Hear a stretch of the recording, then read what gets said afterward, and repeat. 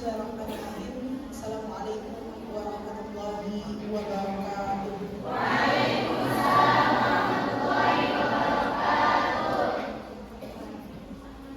Alhamdulillah, alhamdulillahirabbil alamin.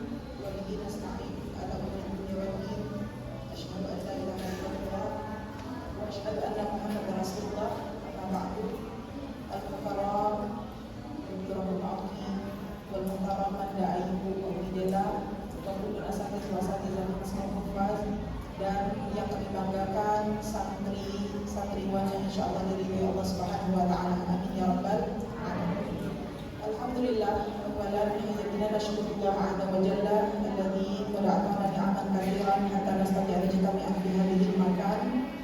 Bersyukur kita kepada Allah, akhirnya Allah pertemukan ya dalam suasana yang insyaallah hati yang gembira, yang bahagia, dan mudah-mudahan Allah berikan keberkahan insyaallah. Yang sebelumnya kita hanya bertemu virtual ya, dan alhamdulillah hari ini Allah pertemukan secara langsung. Tentu kebahagiaan bagi kami ya, ahlan wa sahlan untuk semuanya dari kami penghuni Gedung Maryam ini. Mudah-mudahan santri-santri yang tinggal satu asrama dengan santri PDG bisa menyesuaikan diri, dan mudah-mudahan pelayanan dari kami juga bisa dengan baik tentunya. Mudah-mudahan ya bisa saling menjalin silaturahmi satu sama lain ya. Kemasanian wa tansa'u sallallahu karim Muhammad sallallahu alaihi wasallam wa akhirul anbiya wa imam rasul afdalul ummati ila nur. Allahumma shalli ala sayyidina Muhammad wa ala ali sayyidina Muhammad. Assalamu alayka ya Rasulullah. Baik, sebelumnya insyaallah sudah pada kenal lah ya nama mungkin, dan beberapa backgroundnya juga ada sedikit tahu. Kalau untuk tugas di sini sebagai SPP di program PDG Pengkaderan Dai Quran, untuk tahun ini alhamdulillah kita buka yang Ikhwan juga ya, dan PDG sekarang merupakan salah satu program unggulan Maskapai Mufaz di antara program yang lainnya pastinya, yang mana di situ sudah merangkap dengan lughahnya dan juga dirosahnya dan tentu Qurannya juga. Nah, mudah-mudahan ya kami juga minta doanya. Ini merupakan untuk akhwat angkatan pertama ya, yang sebenarnya juga sama-sama kalian masuknya di tahun kemarin. Mudah-mudahan bisa maksimal untuk menjalankan segala program ini ya, dan bisa berkelanjutan nantinya.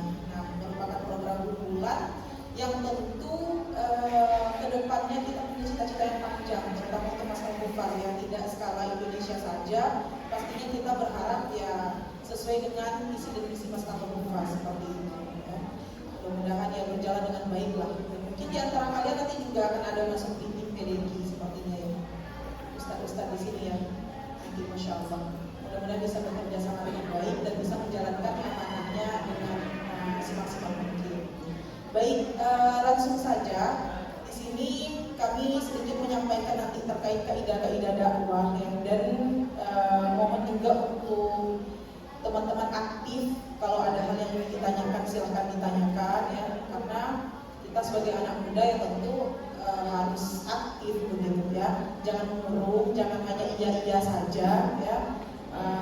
Diperlihatkan ada hal yang ingin ditanyakan ya silakan ditanyakan. Kalau kami bisa jawab kami jawab, kalau belum bisa jawab ya nanti dipending dulu gitu ya. Baik, langsung saja di sini yang pertama kami ajak teman-teman semuanya ya. Yang pertama syukur dulu. Teman-teman yang sekarang berada di tempat ini, di tempat yang mulia ini, di lingkungan orang-orang soleh, orang-orang baik, lingkungan yang baik insya Allah. Yang pertama kita bersyukur dulu sebelum menyalahkan segala keadaan, karena memang yang ideal itu tidak ada. Kami yakin ya, bahkan sudah beberapa curhatan yang kami dapat, banyak di antara kalian memang tidak ngerasa cocok dengan penempatan ya. Ada nggak ngerasa seperti itu? Pasti ada ya, memang ada, dari dulu pun tetap ada ya. Kita ngerasa tidak ideal. Saya maunya menjadi muslim, saya maunya menjadi muslimah, tapi kok tiba-tiba di store, tiba-tiba kok di departemen partnership atau yang lainnya, pasti ada di antara kita, dan bahkan banyak yang tidak ideal itu. Ya beginilah faktanya kehidupan. Yang ideal itu tidak ada. Dan ini kita jadikan muskilah dalam kehidupan kita, menyalahkan segala keadaan. Bahkan ya, ada curhatan yang kami terima sampai hatinya berkata ada penyesalan masa-masa nafas. Nauzubillah ya. Jangan sampai ada di hati kita teman-teman. Hanya karena penempatan yang tidak cocok, hanya karena penempatan yang kita merasa tidak sesuai, tiba-tiba kita merasa menyesal untuk berada di nafas. Ya, dakwah tidak sampai di sini kok. Kalian itu hanya sekarang itu untuk menyelesaikan komitmen kalian di awal, dan itu cuma 2 tahun, tidak lama. Dan dakwah kita tidak akan terhenti hanya sampai di sini. Ya, kedepannya bahkan banyak hal-hal berat yang akan kalian hadapi. Namun satu hal yang harus kita ingat, syukur dulu deh. Di umuran kita sekarang yang kita nggak beda-beda jauh ya umurnya, ya kami juga nggak tua-tua amat gitu, masih seumuran lah kita di sini ya. Santri Mas Nufas kan memang penerimaannya yang umur dewasa gitu ya, habis SMA. Nah di umur kita sekarang ya, di luar sana mereka juga udah capek sebenarnya, happy-happyan dengan hidupnya ya. Tapi kita juga capek di sini. Dan pilih aja lah, kita memilih capek dengan hal yang tidak bermanfaat, atau kita memilih capek berada di jalan dakwah ini. Semua sama-sama capek. Dan dunia ini memang tempatnya capek. Istirahat itu nanti di surganya Allah. Ya, jadi syukur dulu deh. Allah pilih kita yang tidak semua orang yang Allah pilih. Di antara 1000-an yang mendaftar di tahun kemarin ya, di tahun ini juga alhamdulillah nyampe di angka 1000 yang mendaftar. Tapi Allah pilih kalian. Ya. Yang pertama kita bersyukur dulu sebelum menyalahkan keadaan, sebelum kita menghukum diri kita sendiri ya. Bersyukur dulu Allah sudah pilih kita. Ini tanda cintanya Allah kepada kita. Allah hantarkan kita ke tempat ini. Mungkin di antara kita banyak yang juga di zaman dulu, zaman jahiliyah. Ada yang di antara kita yang juga baru hijrah. Ada yang di antara kita juga baru belajar agama. Allah hantarkan ke tempat ini. Salah satu tanda cintanya Allah kepada kita. Ya, itu dulu deh yang kita syukuri. Dipikir-pikir lagi sebelum kita menyalahkan keadaan, sebelum kita menyalahkan semuanya. Syukur dulu. Ternyata Allah cinta kita. Dan tidak semua orang yang Allah pilih untuk duduk di tempat terbaik ini. Tidak semua orang. Ya. Walaupun mungkin kemarin di fase kalian menjadi santri atau banyak suka duka. Namun hal yang harus kita ingat, ya, bukan di jalan Allah itu surga. Kalaupun Allah panggil kita hari ini, insya Allah kembali dalam keadaan kesudahan yang baik. Hanya itu saja. Sebanyak apapun cita-cita kita di dunia ini teman-teman, ya, tidak ada cita-cita yang paling tinggi melainkan wafat dalam kesudahan yang baik. Benar nggak? Jadi kalau kita punya cita-cita yang banyak untuk dunia kita, yang nanti kita akan tinggalkan, harusnya kita punya cita-cita lebih banyak untuk akhirat yang akan kita tuju. Dan sekarang kita mempersiapkan itu. Jadi syukur dulu deh Allah pilih kita di antara yang lainnya. Ya, memang tidak enak. Di jalan dakwah itu memang tidak enak. Untuk menjadi orang baik itu memang tidak gampang. Tapi ya kita bisa memilih. Ingin menjadi orang yang baik, mempersiapkan untuk bekal kita pulang nanti ke hadapan Allah, atau ingin bermain-main, Allah ciptakan kita dengan penciptaan yang sia-sia. Ya, jadi syukur dulu. Ketika ada rasa ingin mengeluh, syukur dulu. Bahkan menyalahkan diri sendiri, syukur dulu. Ya, perhatikan lagi nikmat Allah sebanyak ini. 1 tahun loh kalian berinteraksi dengan Al-Quran, membentuk habit yang tadinya jangankan untuk sholat sunnah, sholat wajib aja kadang udah di akhir-akhir waktu. Kalau di luar misalnya, tiba-tiba di nafas kalian membentuk habit yang bagus. Mau tidak mau harus tahajud, mau tidak mau harus duha, mau tidak mau harus ziyadah, harus murojaah. Walaupun seberantakan itu murojaahnya, ya.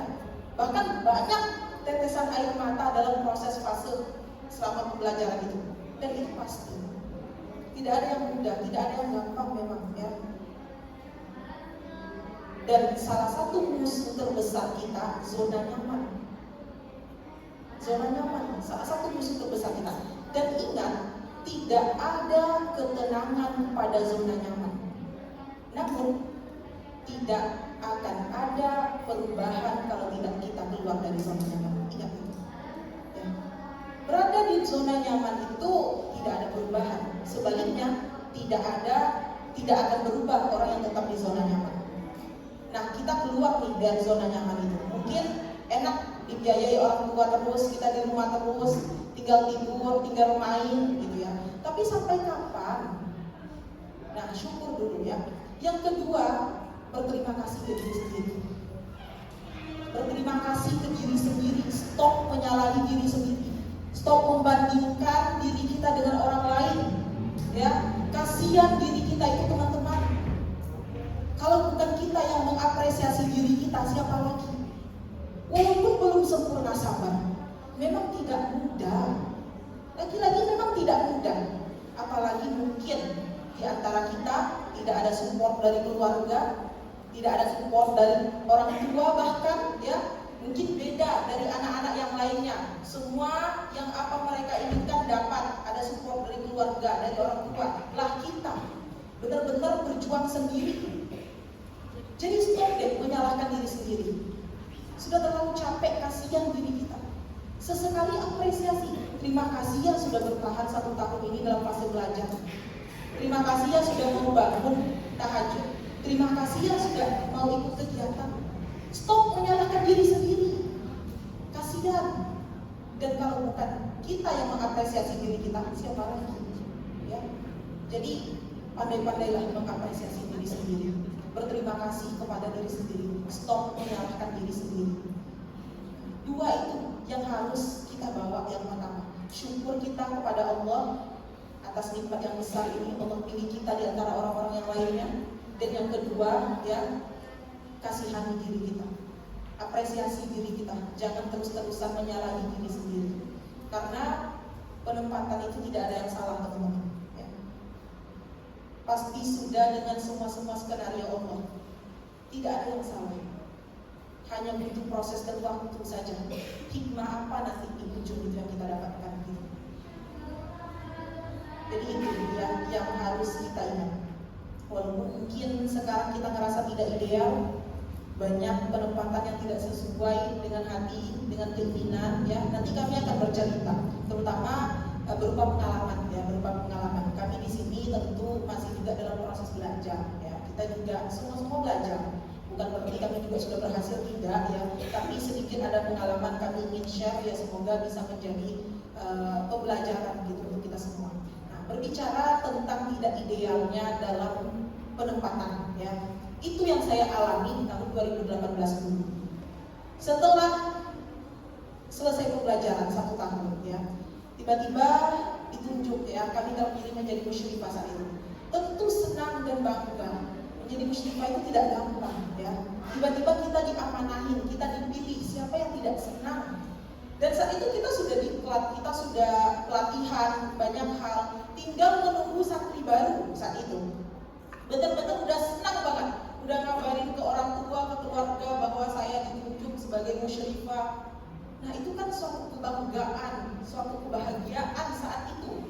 Tapi ya, dihamil beberapa hari santri mau datang, tiba-tiba saya ditawarkan ya, bukan ditawarkan juga, memang diminta untuk berangkat pengabdiannya ke tanah Papua.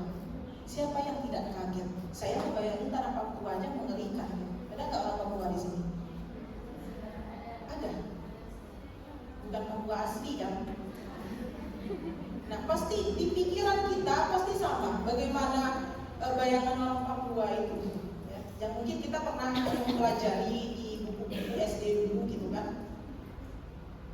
Dan saya tentu kaget ya, tiba-tiba diminta untuk pengabdian ke Papua. Yang saya cari tahu Papua itu seperti apa, terutama mayoritas non-muslim dengan bahkan ya dari postur kulit ya, semua banyak perbedaan tentunya.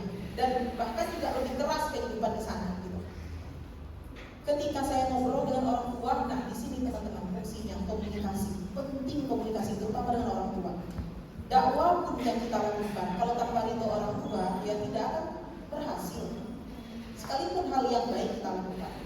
Ngobrol dengan orang tua, saat itu orang tua juga ragu untuk mengizinkan ke tanah Papua. Tapi ibu saya alhamdulillah dari dulu masa pesantren di tingkat SMP sampai hari ini beliau selalu menanamkan kepada saya bahwa apapun keputusan gurumu pasti sudah dengan pertimbangannya. Tidak pernah membantah guru, itu ibu saya dulu.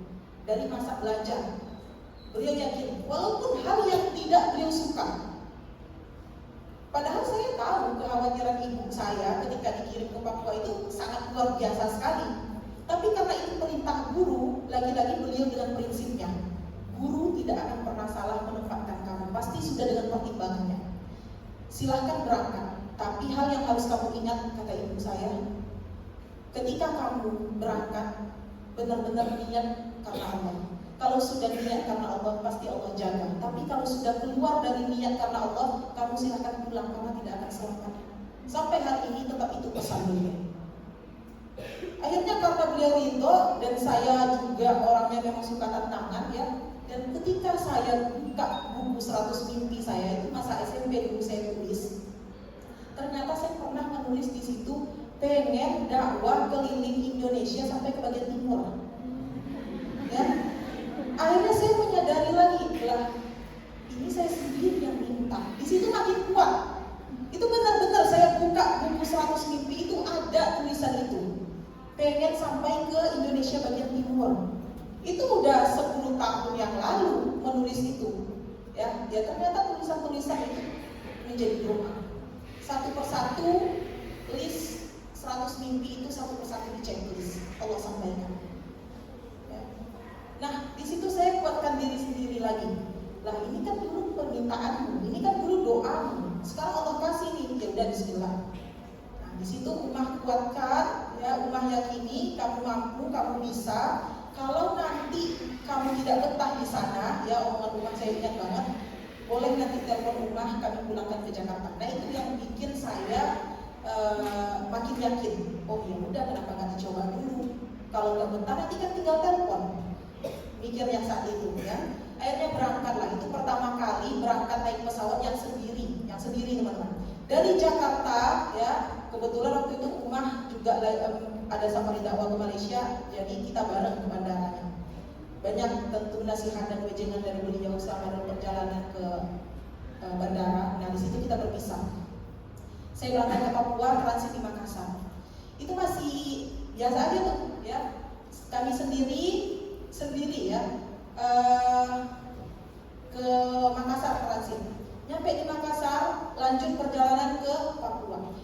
Mulai di situ ketakutan makin-makin. Nengok orang di pesawat kok udah beda gitu ya. Karena kan Papua itu identik dengan kulit hitam, rambut keriting ya. Itu memang sangat berbeda dengan kita yang orang Sumatera dan Pulau Jawa ini gitu. Ketika setelah dari Makassar ke Papua itu benar-benar saya takut banget. Memang orangnya udah beda semua, bahkan yang duduk di samping saya juga ya mace-mace di situ. Ya, kalau sana kan panggilnya itu ya. Tapi saya memberanikan diri. Nah itu pentingnya komunikasi. Lagi-lagi kita harus bisa fleksibel dimanapun berada, harus bisa menempatkan tempat. Nah di situ saya berusaha untuk menyapa. Alhamdulillah saya orangnya yang mudah bergaul gitu. Ya tidak terlalu susah lah untuk ngobrol walaupun itu dengan orang baru. Saya berusaha untuk menyapa ya mace di samping saya ini untuk ya sekedar menyapa gitu karena kan duduk berbarengan. Alhamdulillah respon beliau baik. Di situ saya sedikit tenang. Nah pas di situ mau landing ya ternyata Bandara Sentani itu memang dikelilingi oleh danau ya. Ada di pokoknya danau aja di situ tuh indah banget Papua itu memang ya. Nah pas landing saya tertidur tuh ya dalam perjalanan saya tidur. Pas landing kaget banget saya teriak. Pas nengok ke jendela itu lah kok ini air semua, kira udah mau jatuh pesawatnya gitu. Bangun tidur ngelihat pemandangan yang udah air semua dikira mau jatuh. Akhirnya saya teriak, semua orang nengok ya. Semua orang nengok terus Aceh tadi tuh nenangin. Kita udah mau nyampe katanya gitu. Saya di situ mikir ya udahlah bodo amat gitu. Enggak ketemu lagi kok sama orang-orang di sini ya udahlah sebenarnya malu ya. Malu banget gitu. Tapi ya alhamdulillah akhirnya nyampe disambut dengan Masya Allah pas banget hari milad saya di situ umur 19 tahun. Ya. Sekarang kalian berapa umurnya?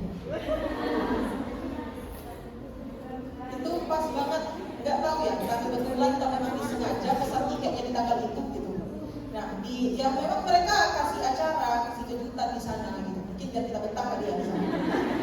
Nah, itu memang sangat disambut baik oleh komunitas Outdoors saat itu.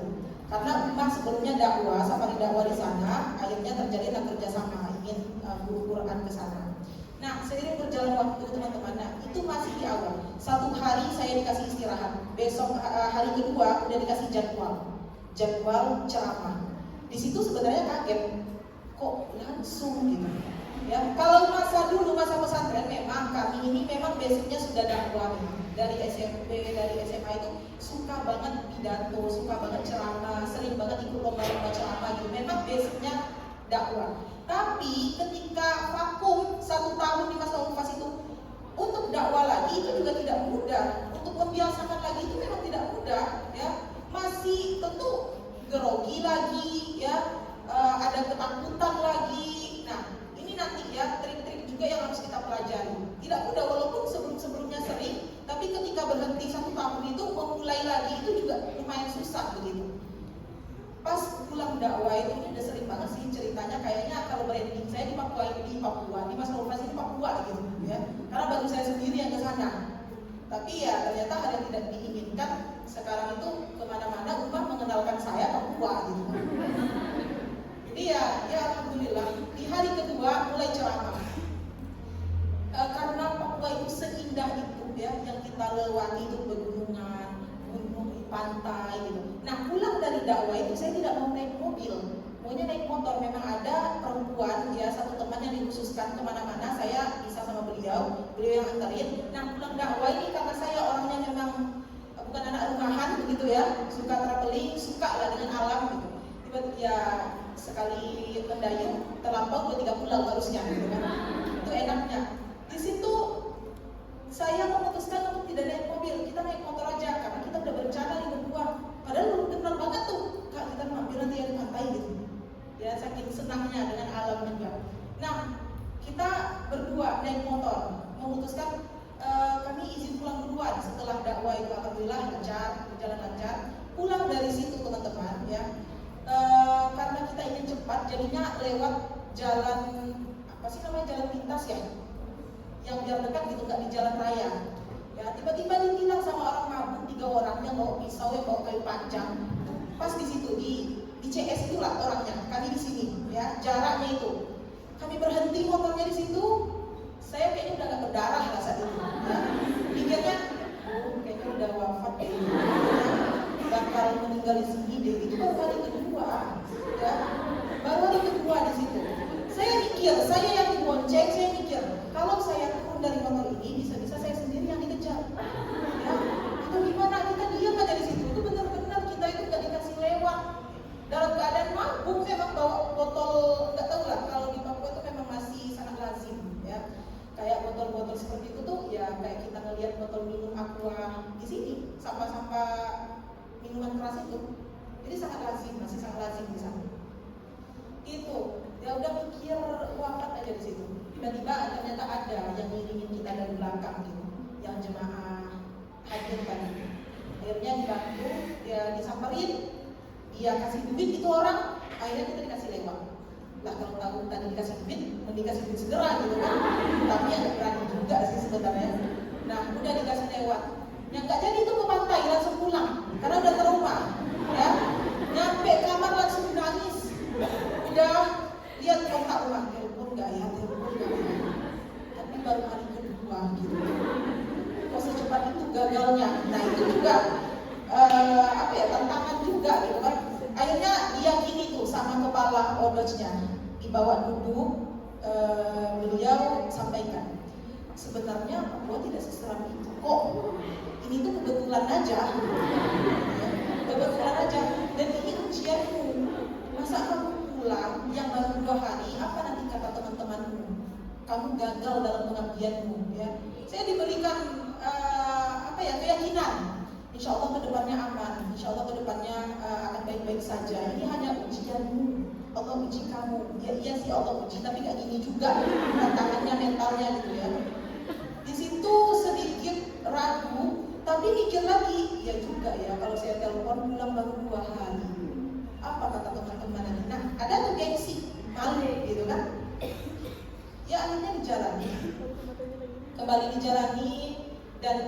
ujiannya bukan hanya itu saja teman-teman ya. Dan tidak senyaman di sini, apalagi di sana kita dakwahnya mayoritas non muslim, banyak hal yang harus kita jaga. Dan alhamdulillah kita juga sampai ke pelosok-pelosok daerah sana. Jayapura itu juga kotanya dan juga pelosok-pelosoknya banyak juga begitu. Nah di situ kita mulai berhati-hati. Sampai juga ya saya naik motor tuh udah berani naik motor di sana. Tiba-tiba ada orang Papua nyalip duluan, dia yang salah. Keluar nama kebun binatang semua di telinga saya. Padahal dia yang salah. Kita orang Sumatera, saya orang Sumatera, ya orang Aceh bukan baru. Orang Sumatera itu kan termasuk keras ya, termasuk ya dari cara bicara begitu. Nah saya merasa ya nyampe ke Pulau Jawa ini kita yang paling keras, apalagi Medan. Mana Medan ini? Ya. Itu kan orang Sunda tuh kaget, padahal kita ngomong biasa, ini marah gitu kan. Ya. Ketika datang ke Pulau Jawa, ya kita tuh merasa udah kita yang paling keras, yang paling tegas gitu kan. Tapi nyampe Papua ternyata masih ada lebih yang paling keras gitu. Nah di situ kita juga harus pengenalan budaya, ya. Tidak akan sama. Begitu juga kita di sini. Saya tentunya ngobrol dengan teman yang Sunda nanti ya tidak akan sama ngobrol dengan teman Medan. Ya, tertekan nanti dia ketika kita ngobrol. Padahal obrolannya sebenarnya biasa-biasa aja.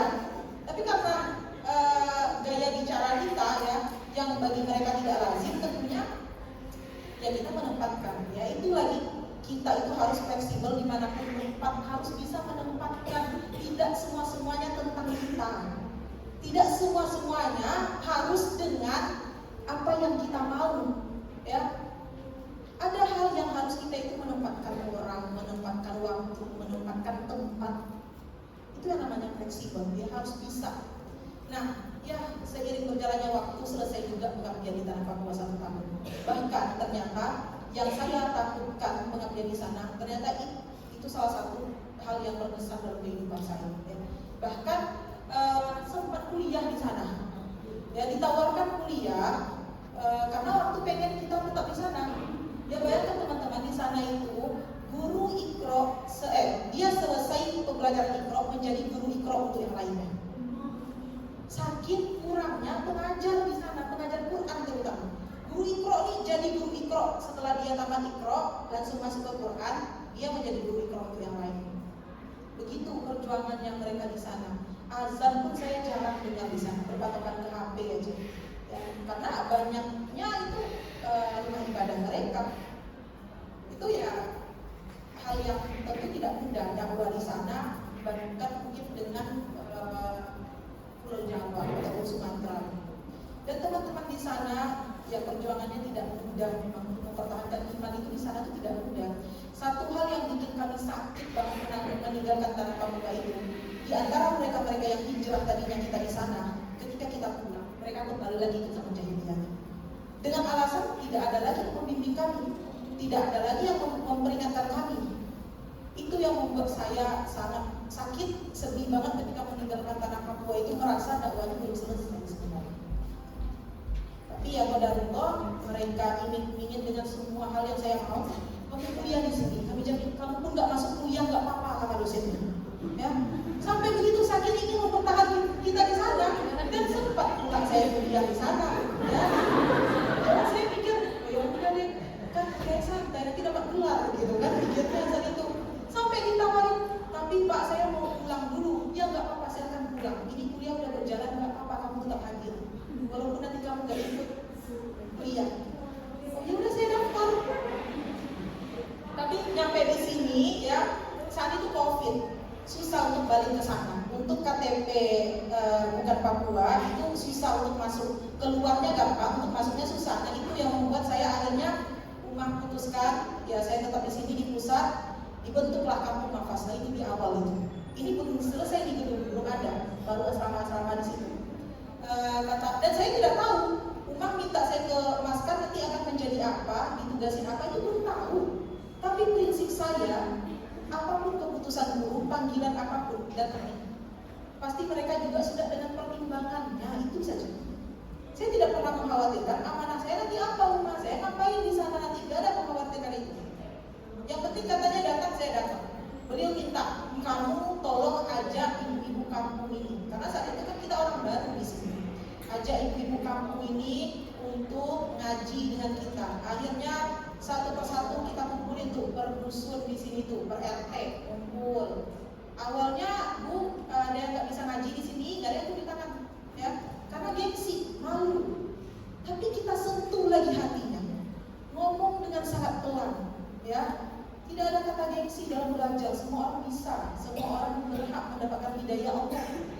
Sebagai hayat masih dikandung badan, kita sentuh lagi dengan dakwah kita. Akhirnya jujur hampir rata-rata semua nggak bisa ngaji, ya. Dibentuklah berhalaqah di sini. Bahkan beberapa yang dulu kami ajar di sini sudah banyak yang wafat. Dan itu pesan kami selalu, Bu, jangan sampai pisah dari jemaah sampai Allah panggil waktunya pulang. Kalaupun Allah panggil dalam kita keadaan belajar, insya Allah kesudahan yang baik. Itu selalu nasihat penutup untuk umahat-umahat kampung ini.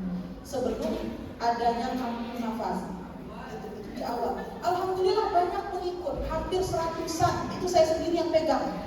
Dibagi perhalaqahnya, perhalaqah Qur'annya, yang ikra'nya, nanti jadwalnya, jamnya dibagi. Akhirnya yang tadi saya ngerasa, nanti yang pekerjaan saya di pusat santri mungkin aja sekarang memang udah ada musyrifahnya. Terus saya nanti apa kerjaannya? Akhirnya udah full jadinya, ya, dengan rumah di sini. Semua itu awalnya kampung nafas itu dengan kami dulu di sini di tahun 2020 awal.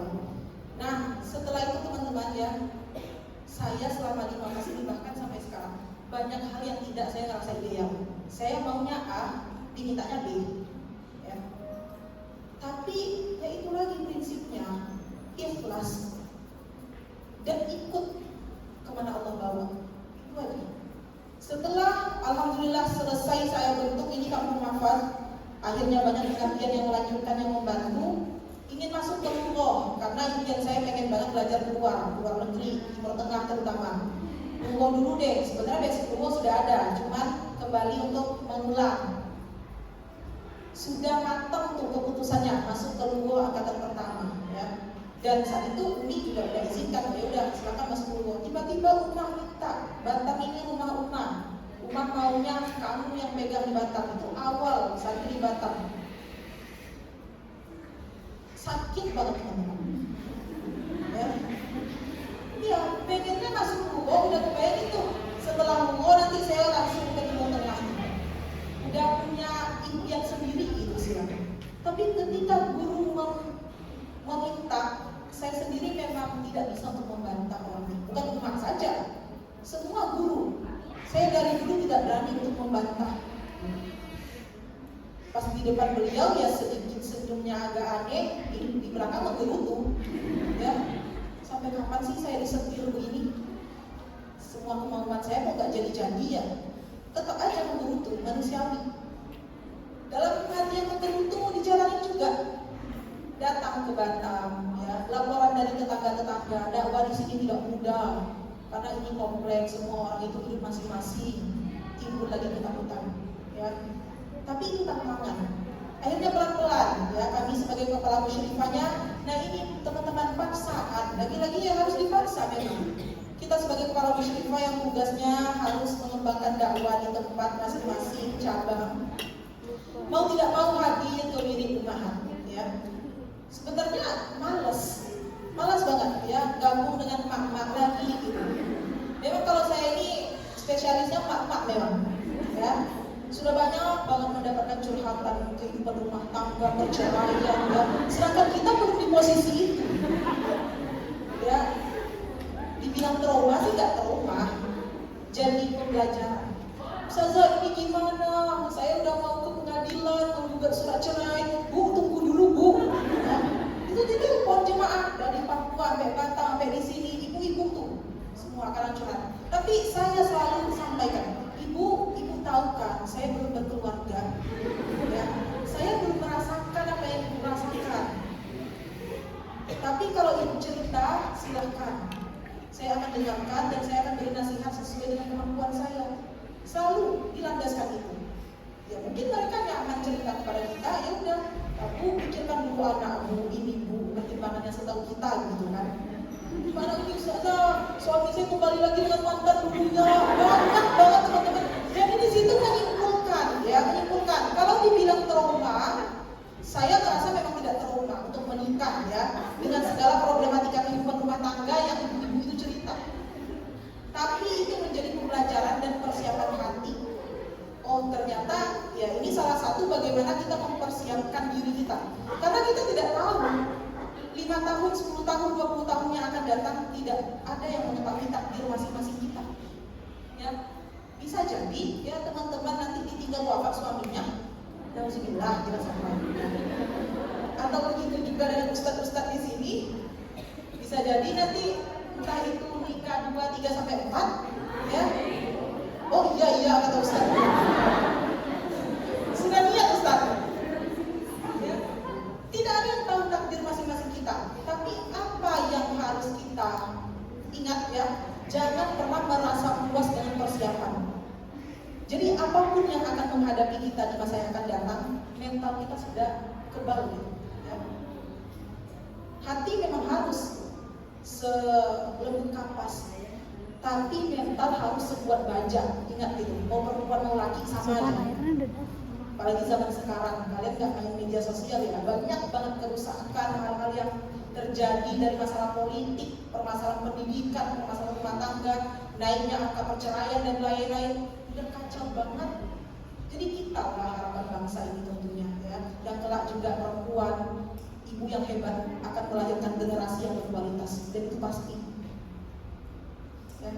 Walaupun memang mungkin nanti kita ujungnya akan di rumah, tapi ingat, satu perempuan yang rusak bisa jadi satu generasi yang akan rusak. Satu laki-laki yang rusak, dia doang yang rusak. Tapi kita perempuan yang akan melahirkan nanti generasi-generasi, kalau tidak dibekali dengan ilmu dan iman, jangan sampai kita menjadi orang tua kebetulan, tapi jadilah orang tua betulan ya. Nah itu kita persiapkan ilmu dan imannya dari sekarang, karena akan banyak tantangan yang akan kita hadapi teman-teman. Kalau hanya bicara ujian dakwah 1 tahun kalian nanti perhatian belum apa-apa dengan hal yang nanti banyak lagi akan kita alami gitu. Ya kembali kepada yang tadi ya, yang tadinya keinginan saya mau ke Lombok tidak jadi, akhirnya terbang ke Batam. Di Batam alhamdulillah aktif safari dakwah. Yang awalnya itu mau tidak mau datang ke majelis rumahan, ada juga nanti yang sewa emak-emak itu, ya, yang ngerasa tersaingi gitu, itu ada. Orang yang tidak terima dakwah kita itu ada, dimanapun itu. Tapi kita juga jangan sok-sokan di situ, ya. Sadar diri juga kita orang baru, ya, harus dengan santun, tata kerama, sopan. Saya datang ke majelis rumahan itu ibu-ibu, tidak ditugasin apa-apa, hanya ingin datang ngaji aja di situ. Akhirnya kita diminta untuk tilawah, oh bisa nih. Akhirnya kita diminta untuk ceramah, oh bisa nih. Akhirnya majelis-majelis yang lain ikut manggil kita. Nah bermula dari situ. Alhamdulillah selama di Batam 1 tahun saya aktif safari dakwah juga di kota Batam ini. Pengen banget ke pelosok-pelosoknya lagi, tapi sudah habis juga masanya di sana. Harus kembali lagi ke sini. Nah itu juga tidak sesuai keinginan, menggerutu banget ketika rumah minta itu sebenarnya. Padahal ingin ke Lugo, ngebayanginnya nanti ke Timur Tengah gitu kan. Tapi ya mau tidak mau jalanin, berusaha untuk ikhlas menerima semua. Akhirnya ya udah kembali lagi ke pusat. Ya begitu aja kehidupannya ya. Kembali lagi ke sini, nanti dioper lagi kemana. Udah. Jadi prinsip saya hari ini pergi kemana Allah bawa. Udah. Selagi itu memang di jalan dakwah. Ya, itu saja. Dan tidak ada yang sesuai keinginan. Teman-teman jangan kaget di sini ya. Kami juga harus menyampaikan. Mahfaz ini kita masih banyak. Tentu masih banyak evaluasi. Hal bisa berubah dalam 1 menit. Jadi jangan kaget, kami pun udah gak kaget ya. Jangan berharap dulu, oh kamu nanti akan diberangkatkan ke sana. Itu pesan kami selalu kepada kalian, gak usah berharap dulu ya. Ya inilah realitanya Mahfaz. Kalian juga harus tahu. Ini bisa jadi nih, hari ini musyrifah ya, tiba-tiba nanti disuruh pulang. Ya mudah-mudahan jangan ya. Tapi bisa jadi 1 menit itu bisa jadi berubah. Tapi ya begitulah realitanya Mahfaz. Kita masih banyak belajar, kita masih banyak evaluasi gitu. Tapi ya itulah persiapan mental. Kami ya dalam pegang santri dari dulunya selalu sampaikan kepada semua kalian. Selalu kami bilang kalian di sini jangan berharap bahagia terus ya. Di sini tuh kalian pelatihan militer. Udah gitu harus benar-benar kuat mentalnya. Nggak suka tuh kami menye-menye, dikit-dikit mengadu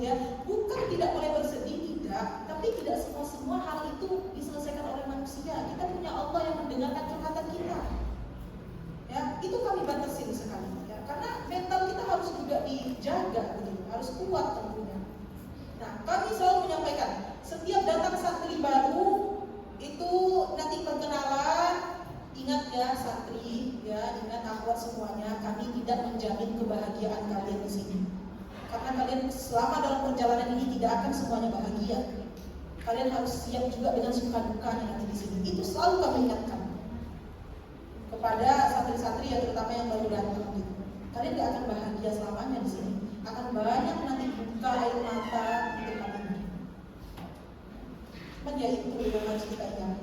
Kami juga menyimpulkan dalam perjalanan yang singkat ini ya, belum apa-apanya kita sama-sama berjuang lebih kepada kami lebih dulu sedikit, terus kami sharing pengalaman kami lah, lebih ke situ lah ya, belum dikatakan berhasil juga tidak gitu. Cuman akhirnya teman-teman dalam perjalanan dakwah terutama di Mas Al-Mufas ya, 6-7 tahun ini udah masuk tahun ke-7, saya menyimpulkannya bahwa kita itu hanya bisa berusaha dengan apa yang kita mimpi, tapi tidak menetapkan dengan apa yang harus terjadi. Akhirnya menyimpulkan, akhirnya berdamai dengan diri sendiri. Akhirnya berusaha untuk tidak semua itu tentang dirimu. Tidak semua itu harus ideal dengan pilihanmu.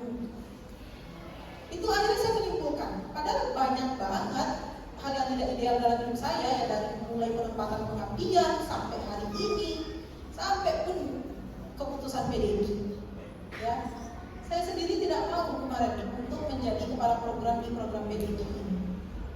Oke, akhirnya ditaruh di Bekasi program Pemda sekarang. Ya, udah senang tuh tinggal pindah ke Bekasi, karena saya udah juga di sini gitu kan. Itu hampir berapa santri mau datang berubah keputusannya, tidak bisa. Dia tetap di PDI, tetap ambil. Sakit banget kalau udah siap packing ke Bekasi. Ya, itu sampai hari ini pun gak ada yang ideal. Diminta tetap di PDI. Teman-teman tahu santri PDI baru datang itu ke sini, saya sendiri pun ngerasa saat itu tuh kayak seorang ibu yang tidak ingin lagi punya anak, tapi dikasih anak. Serius, mereka datang saya tidak bawa sakit-sakit hatinya saat itu. Ini 2 tahun loh nanti ke depannya. Sedangkan saya punya impian yang lain, punya rencana yang lain setelah ini. Gitu. Udah packing memang ke Bekasi, ya. Tiba-tiba tetap di PDI. Itu santri baru datang, ya. Saya nggak tahu, saya ngerasa bersalah memang di situ. Itu salah saya. Ya namanya manusiawi, masih tetap dengan emosinya, keegoisannya. Gitu. Sampai ada wali santri yang ingin bertemu pas hari kedatangan itu, saya sampai bilang saya nggak ada. Ya.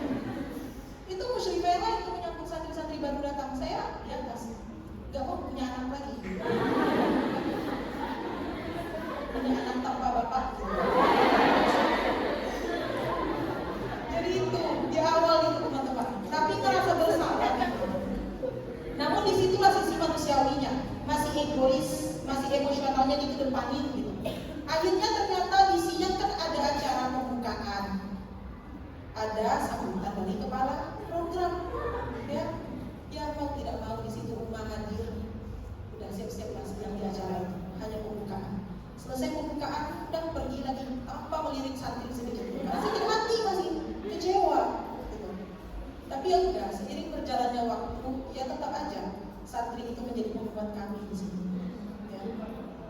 Karena bisa jadi ya di antara tangan-tangan mereka mungkin nanti kelak yang akan memanggil kita ya, di surga Allah dengan dosa yang banyak, dengan amal yang tidak seberapa. Nah itu apa yang membuat saya bertahan masih di masa Al-Mufas ini, bahkan memang tidak tahu ke depannya ya. Tapi kalau untuk sekarang, saya sudah bilang saya sudah ngetek kuburan tuh dekat sawah belakang. Sakit ya udahlah di sini aja. Tapi memang tidak tahu, apalagi seorang perempuan ya, mau tidak mau aku akan mengikut kepada suami begitu, kita nggak tahu. Cuma kalau untuk hari ini saya melazimkan itu, ya udahlah ngetek kuburan dekat sawah belakang. Ya. Sakit, apa yang membuat saya bertahan di Mas Al-Mufas, teman-teman? Yang pertama tentu saya tidak menemukan lingkungan terbaik itu kecuali di pesantren. Malas kita ngaji, telinga kita dengar santri ngaji. Malas mata kita nengok Quran ya, mata kita tetap aja nengok santri-santri yang ngaji gitu. Jadi untuk celah-celah yang tidak baik itu sangat sedikit kemungkinannya. dibanding di luar. Tentunya kita belum tentu kehidupan di luar itu. Saya yang merasakan saat di Papua itu benar-benar bertarung banget dengan iman sendiri. Gimana dulu habit kita di sini terbiasa, tiba-tiba dengan kehidupan yang di sana bebas, gitu kan? Itu sangat susah banget. Jadi saya sudah melazimkan, ya, mengazamkan dalam diri. Ya Allah, semoga saya wafatnya di pesantren, dan tentu dapat doa-doa dari santri, dari semua keluarga besar pesantren. Sudah membayangkan itu. Nah, itu salah satu yang membuat saya bertahan di sini, tentu dengan lingkungan yang baik. Nah, itu ya, dari saya sendiri tidak ada yang ideal sampai kemarin itu keputusannya. Tapi alhamdulillah hari ini ya tentu sudah bisa menerima, ya berdamai dengan diri sendiri. Karena ya sampai kapan untuk mengeluhkan semua keadaan. Tapi ketika kita mengeluh itu ya itu hal biasa, itu manusiawi banget. Ini kita sampai jam 11 ya intinya ya. Nanti teman-teman boleh bertanya, boleh ini ya. Secara singkat, di sini kami ingin menyampaikan kaidah-kaidah dakwah. Ada 5 ya. Yang pertama, lillah, karena Allah dan atas dasar cinta. Nanti teman-teman akan berkiprah ke masyarakat yang memberikan dedikasi yang terbaiknya. Yang pertama dalam dakwah itu teman-teman ingat harus lillah, ya, lillah karena Allah dan juga atas dasar cinta. Itulah Nabi memerintahkan kepada kita bahwa memperbaharui niat itu harus setiap waktu. Karena bisa jadi pagi kita niat karena Allah, siang kita niat karena manusia. Ya, jadi jangan sampai lupa untuk terus memperbaharui niat setiap waktu. Allahumma ya muqallibal qulub tsabbit qulubana ala dinik wa ala ta'atik. Doa yang Rasulullah ajarkan kepada kita agar ditetapkan keimanan kita itu. Ya, karena tidak menutup kemungkinan pagi kita beriman, siang kita lupa dengan Allah, sore kita